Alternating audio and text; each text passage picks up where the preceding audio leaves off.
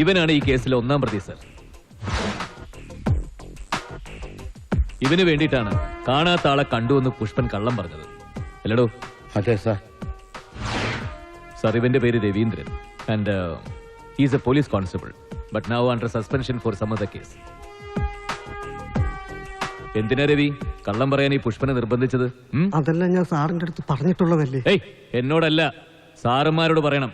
എന്നോട് പറഞ്ഞതുപോലെ എല്ലാം ഒന്നുകൂടി സാറുമാരുടെ അടുത്ത് പറഞ്ഞേ. അത് സാർ. പറ രവി. കള്ളൻ കേശു ജയിൽ ചാടിയ ശേഷം എനിക്കെന്നും കാളരാത്രിയായിരുന്നു. എന്റെ ഭാവി തന്നെ തീർന്ന പോലെ തോന്നി. വിഷമം തീരാൻ ഒരുപാട് കുടിക്കുമായിരുന്നു. പുഷ്പനും ഉണ്ടായിരിക്കും കൂട്ടിന്. 3 ദിവസം കഴിഞ്ഞ് സസ്പെൻഷനിലായി. അന്ന് കുറെ അധികം കുടിച്ചു. എന്റെ ജീവിതം പാഴായി പുഷ്പ. എനിക്ക് ഏത് നേരത്ത് തോന്നിയെന്തോ ആ കള്ളൻ കേശുവിന് തുണിയെടുത്ത് കൊടുക്കാൻ.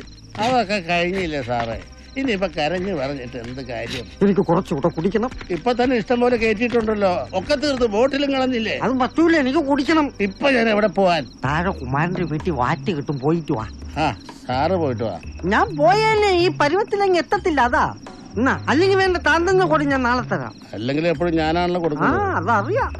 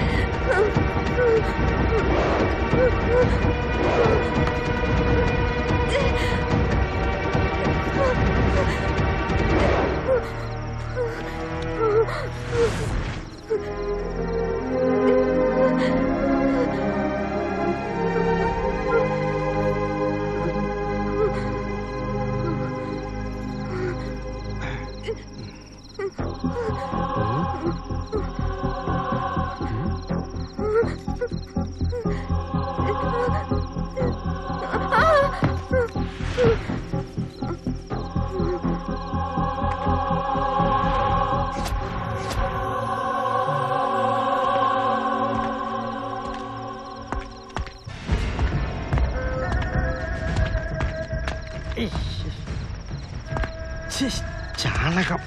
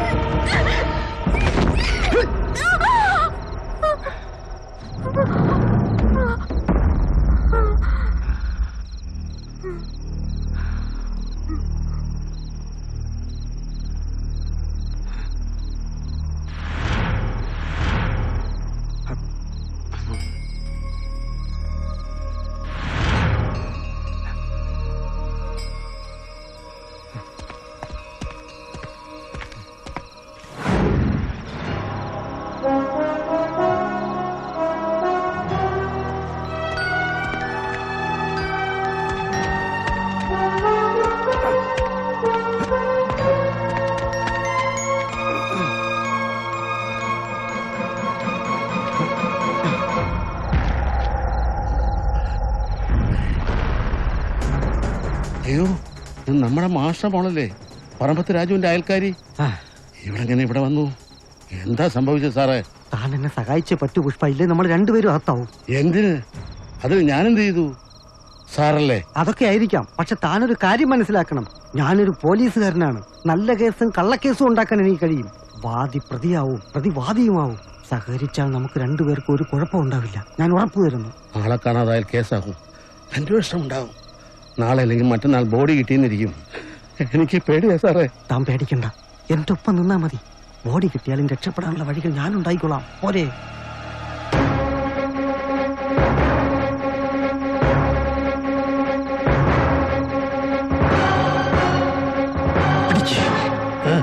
പിടിക്കണോ?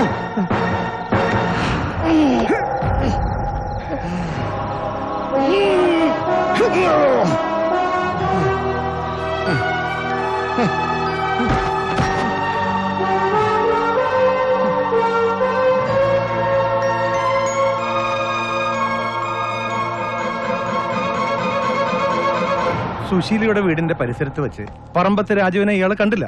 പിന്നെ എങ്ങനെ ആ പേര് വന്നു ഈ കേസിൽ? പറഞ്ഞു കൊടുക്കടോ. ആ വീടിന്റെ പരിസരത്ത് വെച്ച് പറമ്പത്ത് രാജുവിനെ ഞാൻ കണ്ടില്ല എന്നുള്ളത് സത്യമാണ്.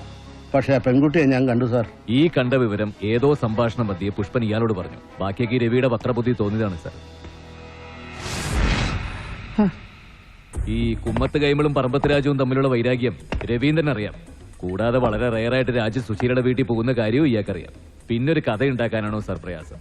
അങ്ങനെ ഉണ്ടായൊരു കഥ പുഷ്പൻ കൈമളുടെ ചെവിയിൽ എത്തിച്ചപ്പോ അതിന് കയ്യും കാലും ഒക്കെ കൈമളുടെ വക. സുശീല എങ്ങനെ ഇതിൽ സാക്ഷിയായത്? ഈ സുശീലയുടെ മകൻ ഒളിച്ചു താമസിച്ചെന്തിനാണ്? രണ്ടിന് വ്യക്തമായ കാരണമുണ്ട് സാർ. മകനെ കൊലപാതകയാക്കുന്ന ഭീഷണിപ്പെടുത്തിയപ്പോ സുശീലയും അന്ന് വരാത്ത രാജു വന്നതായിട്ട് പോലീസിനോട് കള്ളം പറഞ്ഞു. പിന്നെ മകൻ ശശി ഒളിച്ചു താമസിച്ചത് വെറും ഭയം കൊണ്ട് മാത്രമാണ് സാർ. കൊലപാതകം ആദ്യമാണെങ്കിലും മോഷ്ടാവാണെന്നുള്ള സൽപ്പേര് ഇയാളെ കുറിച്ച് നേരത്തെ ഉണ്ട് സാർ. ആക്സിഡന്റിൽപ്പെട്ട വിക്ടിംസ് അല്ലെങ്കിൽ അനാഥ പ്രേതങ്ങൾ അവരുടെയൊക്കെ സാധനങ്ങൾ മോഷ്ടിക്കുന്നതിലാണ് രവിക്ക് കൂടുതൽ താല്പര്യം. എവിടെയോ ഒരു ഭാഗ്യം ഉള്ളതുകൊണ്ടാണ് സാർ ഇത്രയും കാലം പോലീസിന് രക്ഷപ്പെട്ടു പോകുന്നത്. ഞാനല്ല സാർ ഇതൊക്കെ ചെയ്തത്. മദ്യപിച്ചാൽ എനിക്ക് വെളിവുണ്ടാവില്ല, അതാ സാർ. ഇനി കുറച്ചു കാലം അകത്ത് കിടക്കുമ്പോ വെളിവൊക്കെ താനെ ഉണ്ടായിക്കോളും സാർ. ഇനി പ്രതികളെ പത്രക്കാരുടെ മുമ്പിൽ കാണിക്കല്ലോ. Sure sir. നിങ്ങൾ കുറച്ച് പുറയിലേക്ക് മാറി നിൽക്കണം പ്ലീസ്. അവരോട് കുറച്ച് പുറയിലേക്ക് മാറി നിൽക്കാൻ പറ. എടുത്തോ, കൈ ഇതാത്തണ.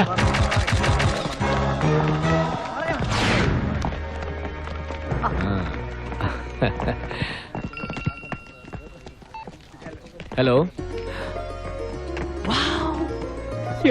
എപ്പോ?